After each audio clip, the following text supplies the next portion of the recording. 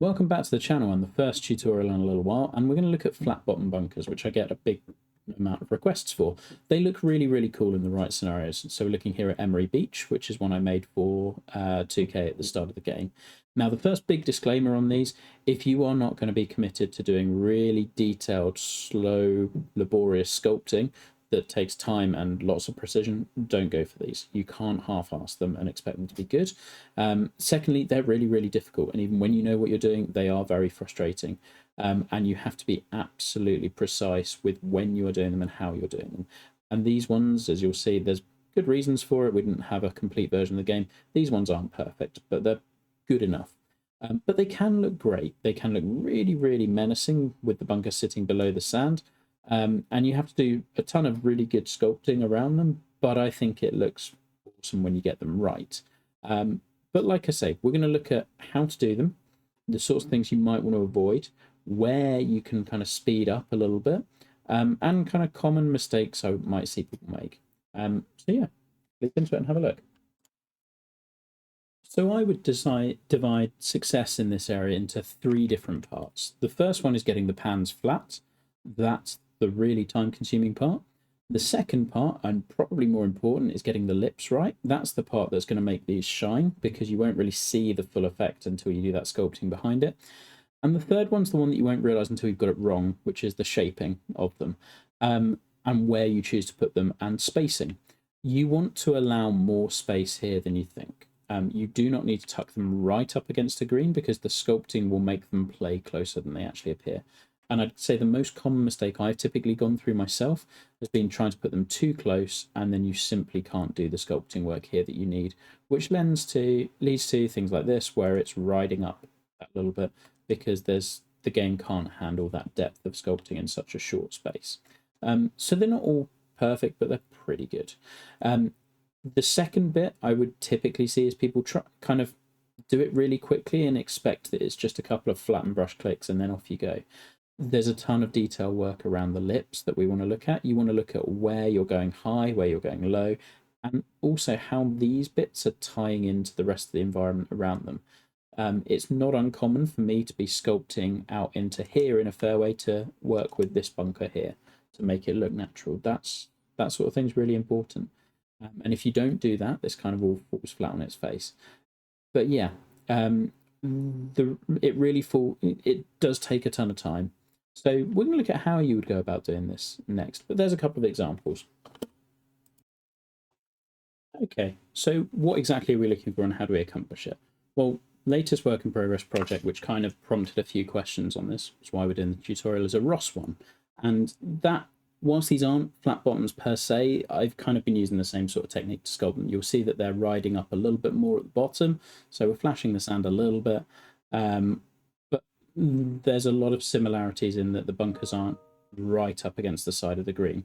So we're going for that sort of thing. You can see the shapes and the lips behind them. Again, that's kind of where the main sculpting work is. The actual sand is relatively flat. A couple more examples, just zooming around so that you get the idea. This sort of thing. So same principles kind of apply. Now, I've gone with also one kind of standard example I see of people trying to do this and not quite getting it right. So here, we've done the right things. We've basically flattened the pan. That took about 5 clicks. It's not very much. And we've raised the lip, but it's kind of then been called a day.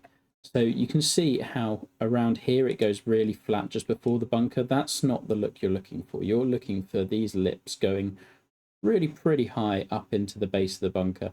Ignore the crinkling. I'm okay with that on this course, but on a true flat bottom course, you probably wouldn't want that. But again, you see how the lips come pretty high and close to where the sand stays, or the base of the bunker layer starts. You want to get that definition really right there. And with this one, it's just kind of a bit divorced, therefore, from the actual hull. So how do we go about doing this? Well, first of all, let's say this was where we're putting our bunker down. I'd probably trace out your shape first, and that's the hardest bit. Once you've got the shape in the sand, you're not going to be able to do that much with it. You then want to flatten more than you think. Now, I'm going to go 1.4 because that roughly does it at pretty much the same level.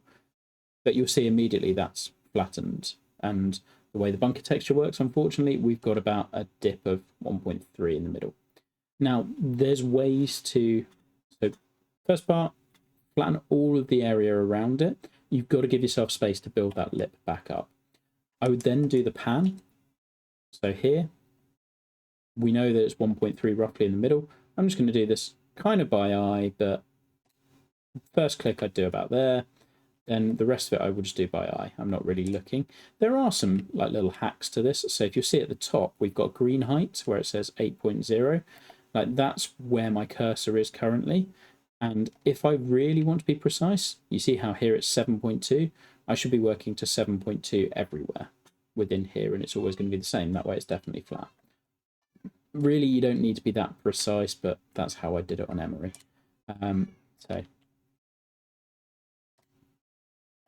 especially as we no longer have a lie grid below our feet in bunkers, you don't need to get it absolutely perfectly. But I will always use this brush. I feel like it gives me the most control over the center. And then it also brings everything else up with it pretty closely. So I'll just kind of work around, and based on what I see, where I think it's dipping just a little, we'll look at those areas. But yeah, you can, for smaller shapes and more regular shapes, you can get it flat enough pretty quickly. And occasionally I'll do things like click and drag, because the more comfortable you get with sculpting, the more you realize that these sorts of things can work. Okay, so I think that's the pan pretty much flat enough. It's not perfect, but you can see it's not taking too much time. What we need to do around there, and there's a couple of ways you could do this. You can either do it as flatten from the top. So bring it out here. Personally, I find that typically, if you're doing that, you still want to go like this and kind of come close, because if you make this brush too big, you can see it's doing it at quite a gradual gradient. My preference is always to go with raise. I think raise gives me more control because I understand what's going on a bit more, whereas flatten, it's bringing it to a central point. Now here, we'll be going raise, and I'll click and drag sometimes, or I'll just do it in simple ones. The key thing with this is you don't want to get too close to the edge. You can see how even there it's slightly riding up. And you can always lower this, but remember just that your brushes have more of an impact than maybe you think. They go wider than you reckon they do, and they do more. And so I'll first bring it so we've got a decent lip really close to the edge of the bunker. So you can see how we're working with that. We'll bring this around about here. And don't forget like the sides as well, like stuff around here. Okay, so that's looking a bit better, but what I would still say this area isn't great. I probably want that to be a bit higher, so we'll go over that a bit more. And that may bring up this a little bit. So if you want to keep checking the base of the lip, because you still want to keep that, and you can still click and drag a little bit higher up the face, and that will lower some of this. It's kind of a trade-off. Now, the next thing you want to do is work out how you're tying this bunker into everything else. So here what we're going to do is work out what do we want our high points to be, because for my money, there's very little worse than seeing a bunker that is just dead flat at the top, because you could do so much more. You can direct people's eyes, you can raise it and make it more intimidating in certain spots. So I'd probably want this side high, generally. Now that's going to, what that does, you see this going high down to low. By doing high to low, that drags your eye this way, which is towards this hazard, and it's making it feel like the hole is all going this way. And it kind of works with the land movement that we've got as well. Now, so far, I mean, it's pretty solid. But what we now have to do is make this all work with the rest of the land around it. And as you can see, it's taking some time. So we're going to have to flatten out behind here. Be really careful. You don't want to use lose the definition you've got. And you don't want to remove all of the interest, but you kind of want to make it look like the fairway still makes sense. So I might do raises or lowers. It depends. And like as you see stuff with this, as you do different bits of sculpting, you will see the land start to do slightly different things, and that might be cool, and you can work off it. If you see something fun, go with it. I might also see this slope, so it's or this little ridge going in this way. Well, why don't we drag that out a little bit and just amplify it? There you go. So that has gone out a little further. I might also decide to lower this, and that emphasizes that high point.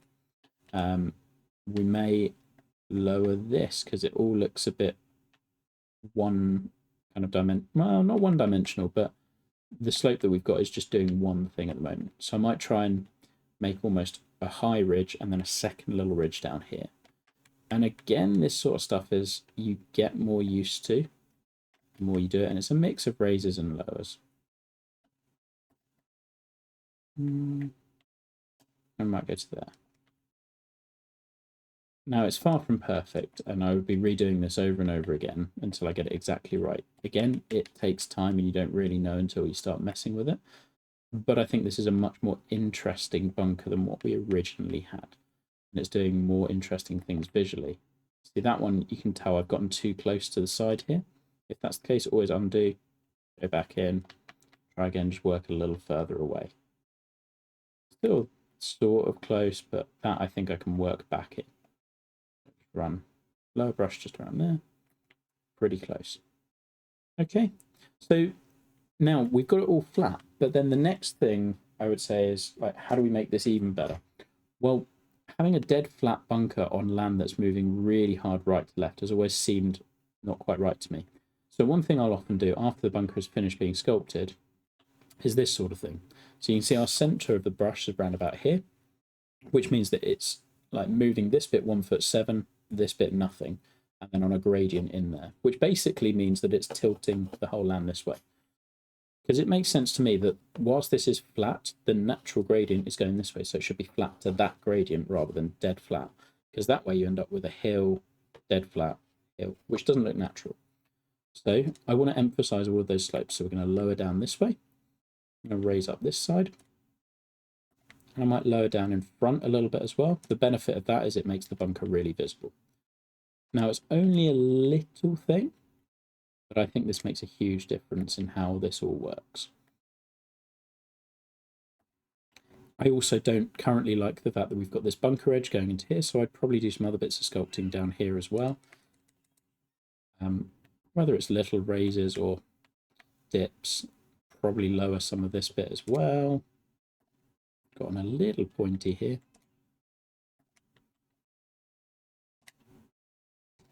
And then in front.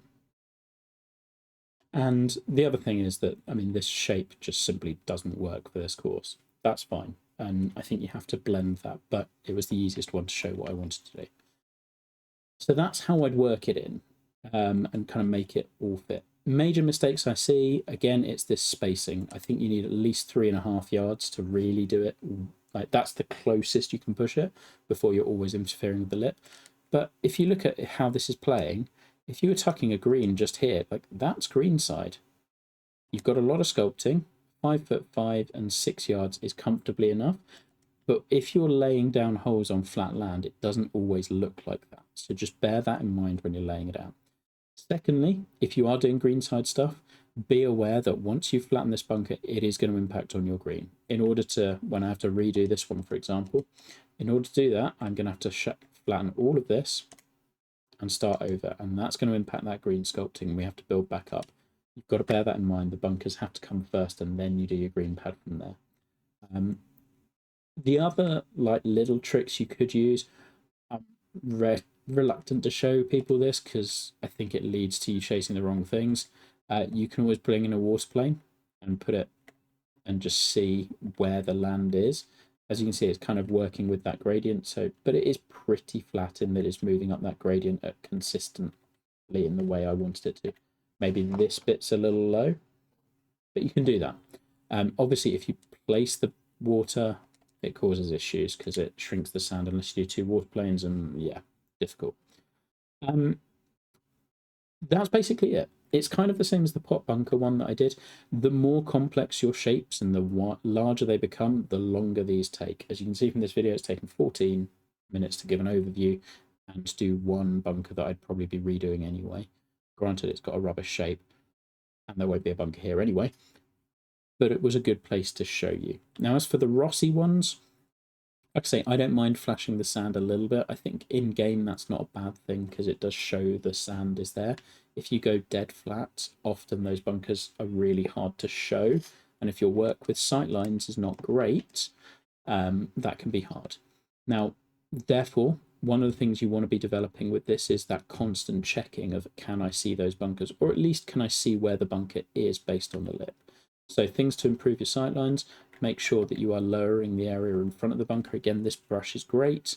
Make sure you're lowering any sorts of like mounds that might get in the way. Check from this sort of a view as low as you possibly can, that sort of thing, and constantly check from your T view, can you see what you're expecting to see? We can't currently, haven't sculpted the T view, that would be why. So hopefully this helps and gives you some ideas of how you can accomplish that, as well as techniques you can adapt to other things. Like, this is really just a primer on how I would go about doing this, and from there you've got to go and play around with it and just see what works for you. Really, it's just about developing skills with sculpting, I would say, and the more you develop those and play around with the brushes and get used to them, the better. I've said it on a number of occasions, I never look really at what the number on this is. I think it distracts you and it gets you into not looking at what you're doing, but look, it's like the equivalent is, I guess, driving a car looking purely at the speedometer. That won't really tell you what's in the way or what you're actually doing or what you're trying to accomplish. Yes, that can be useful for reference, particularly with that first raise at the bottom. 1.3 is pretty good. Try and cover as much of the bunker base as you can. But also when you are raising that initial bunker base, even if you know you've got a circle shape, you can't just do this one because, as you remember, it kind of has this concave shape. Therefore, raising it up fully, 1.4, will keep that concave nature. You've got to use this sort of a brush. Hopefully that helps. See you again soon.